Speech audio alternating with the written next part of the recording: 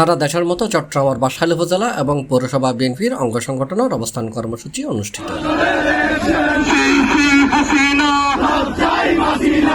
গতকালিয়ে বাঁশখালীর প্রধান সড়ক সংলগ্ন চাম্বল ইউনিয়নের একখান কমিউনিটি সেন্টার অধ্যক্ষে উপজেলা যুবদলের আহ্বায়ক আবু আহমেদ মিছিল সহকারে নেতাকর্মীরা লয়ে উপস্থিত হয়।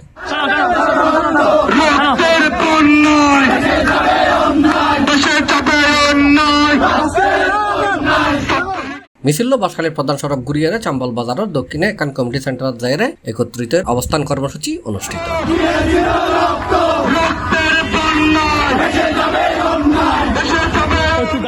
এতে উপস্থিত আছেন চট্টগ্রাম দক্ষিণ জেলা বিএনপির আহ্বায়ক কমিটির সদস্য বাঁশখালী পৌরসভার সাবেক মেয়র কামরুল ইসলাম হুসাইনি, চট্টগ্রাম দক্ষিণ জেলা বিএনপির আহ্বায়ক কমিটির সদস্য জহিরুল ইসলাম চৌধুরী আলমগীর, বাঁশখালী উপজেলা বিএনপির সাবেক সাধারণ সম্পাদক ইব্রাহিম খলিল, বাঁশখালী উপজেলা যুবদলের আহ্বায়ক আবু আহমেদ, বাঁশখালী উপজেলা ছাত্রদলের সাবেক সভাপতি আব্দুল আলিম এবং সাধারণ সম্পাদক মিজান, কালীপুর ইউনিয়ন বিএনপির সাবেক আহ্বায়ক মোহাম্মদ সোয়াইব কায়েস সহ পুরো বাঁশখালীর বিভিন্ন ইউনিয়ন এবং পৌরসভা বিএনপি অঙ্গ সংগঠনের নেতৃবৃন্দ।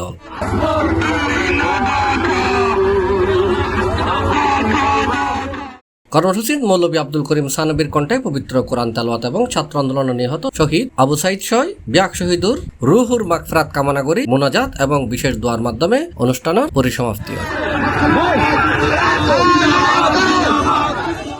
C+ চট্টগ্রাম।